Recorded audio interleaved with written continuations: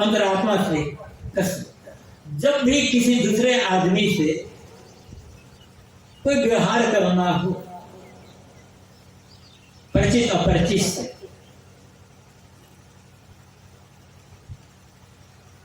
तो बस सोच लें, कसौटी में कसें, जो व्यवहार मैं इसके साथ करने जा रहा हूं वही व्यवहार यह आदमी मेरे साथ करे तो मुझे कैसे लगेगा। और यदि यह लगता है कि जो व्यवहार मैं इस आदमी के साथ करने जा रहा हूं वही व्यवहार यह आदमी या दूसरे लोग मेरे साथ करने लगे तो मुझे बड़ी प्रसन्नता होगी, तो बेधड़क आप वो व्यवहार किया, निश्चित वो व्यवहार बड़ा सुंदर होगा। और ये लगता है कि जो व्यवहार मैं इस आदमी के साथ करने जा रहा हूं वही व्यवहार ये आदमी पलट कर मेरे साथ करेगा और दूसरे लोग करेंगे तो मुझे अच्छा नहीं लगेगा, समझ लेना वो व्यवहार आपका गलत है, वो व्यवहार बंद कर दो। किसी आदमी से कोई बात कहना है, हम मनुष्य हैं, हमारे पास वाणी की शक्ति है और बिना बोले हमारा व्यवहार चलता नहीं है। ज्ञान विज्ञान का आदान प्रदान कैसे होता है? वाणी के आधार पर ही होता है। ज्ञान विज्ञान का विकास वाणी के आधार पर ही हुआ, कला कौशल विकास वाणी के आधार पर ही तो सब हुआ। सारा इतिहास क्या है? शब्दों का ही तो खेल है और शब्द बिना वाणी होगा नहीं। तो किसी से जब भी कोई बोल रहा है घर में या बाहर, ये सोच ले कि जो बात मैं बोलने जा रहा हूं वही बात दूसरे लोग मुझसे बोले तो मैं क्या फील करूंगा। लगता है मुझे अच्छी फीलिंग होगी, बेधड़क बोली है, और लगता है नहीं अच्छी फीलिंग नहीं होगी, गलत फीलिंग होगी, गलत मुझे लगेगा, तो बात गलत है, वो बात मत बोलो। ये है राम कसौटी। हर समय अपने को तौलते रहना। जो काम मैं करने जा रहा हूं वही काम मेरे घर के लोग, मेरी पत्नी, मेरे पिता, मेरे बेटे, बहू या मेरे पड़ोसी, मेरे रिश्तेदार लोग, सब लोग वही काम करें तो मुझे कैसे लगेगा? गलत लगेगा, समझना काम गलत है। अच्छा लगेगा, समझना काम बढ़िया है, जिससे दूसरों को तकलीफ भी ना हो। तो राम कसौटी का मतलब है अंतरात्मा की कसौटी। ऐसा कोई व्यवहार, ऐसा कोई कर्म, ऐसा कोई आचरण और ऐसी कोई बात हम दूसरों के साथ ना करें, ना बोले, दो लौट करके हमें मिले तो हमें पश्चाताप करना पड़े, दुखी होना पड़े। यही है आत्मना प्रतिकूलानी परिश्रामना आमाशय। और यही है कबीर साहब की भाषा में राम कसौटी। तो जिसके हृदय में सदैव सत्य धर्म का निवास होता रहता है, शाश्वत धर्म का निवास होता रहता है, वह राम कसौटी में अपने आप करता रहता है। एक बात और, सनातन धर्म की बड़ी चर्चा होती है। हम सनातनी हैं, हम सनातन धर्म के मानने वाले हैं। सनातन अर्थ क्या होता है? कोई भी पूजा सनातन नहीं है, कोई भी पूजा। जितनी पूजा है सब किसी देश काल के आयाम में शुरू हुई है। जिन देवताओं की आप पूजा करते हो उनमें से बहुत सारे देवताओं का वेद शास्त्र में नाम भी नहीं है। पूजा करना तो दूर की बात है। और जो पूजा आप करते हो वो पूजा कहीं वेद शास्त्र में दिखाई नहीं पड़ती। मैं ये नहीं कह रहा हूं, ये वेद शास्त्रों के विद्वान लोग कहते हैं।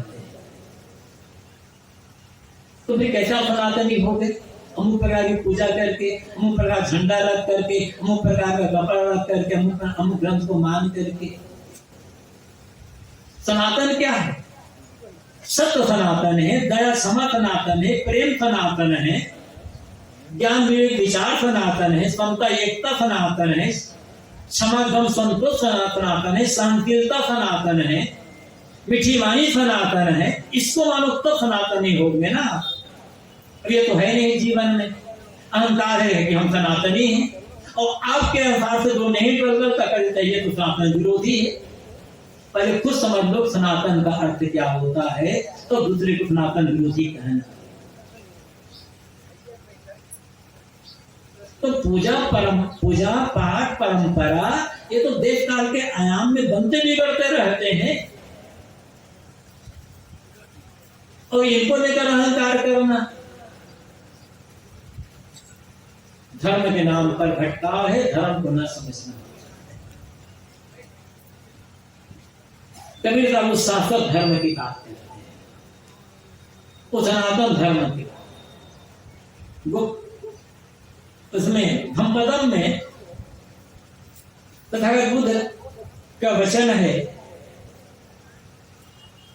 बैर से बैर शांत नहीं होता,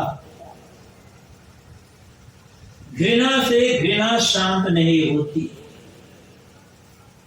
किंतु प्रेम से बैर शांत होता है, घृणा से अब प्रेम से घृणा शांत होती है। ये सनातन धर्म है। बैर से बैर कभी मिटा, घृणा से घृणा कभी दूर हुई, प्रेम इससे कभी बैर मिलता है, इसी से घृणा मिलती है। तो सनातन तो ये हुआ ना।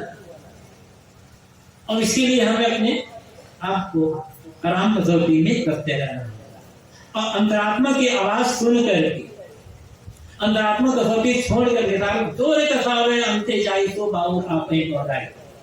जो धर्म के लिए बेशास्त्रों प्रमाण चाहेगा, बेशास्त्र कसौटी चाहेगा, वेद में क्या लिखा है, शास्त्र में क्या लिखा है, कुरान बाइबल में क्या लिखा है, वहां से प्रमाण लेगा, वो भटक जाएगा। क्योंकि वो बात किसी परंपरा वालों के किसी देश में लिखी गई, किसी काल में लिखी गई।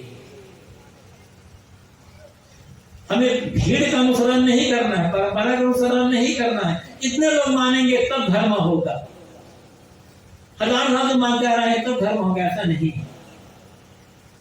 तो शास्त्र आदरणीय है, महापुरुष जितने हैं आदरणीय हैं। इसलिए जिसकी जैसी शक्ति है, जैसी योग्यता है, आप अधिक से अधिक शास्त्रों को पढ़ें, सभी शास्त्रों को आदर दें, और सभी महापुरुषों को आदर दें। किसी भी मत मजहब संप्रदाय के, देश दुनिया के किसी भी कोई भी महापुरुष हो, उनके लिए अनादर सूचक, अपमान सूचक शब्दों का प्रयोग ना करें। जरा सोचो, जब कोई व्यक्ति आपकी परंपरा के महापुरुष का अनादर करता है, उसके अपमानजनक शब्दों का प्रयोग करता है, तो आपको कैसा लगता है? तो जब आप दूसरे परंपरा के महापुरुष के लिए अनादर सूचक, अपमान सूचक शब्द प्रयोग करेंगे तो उन्हें बुरा नहीं लगेगा?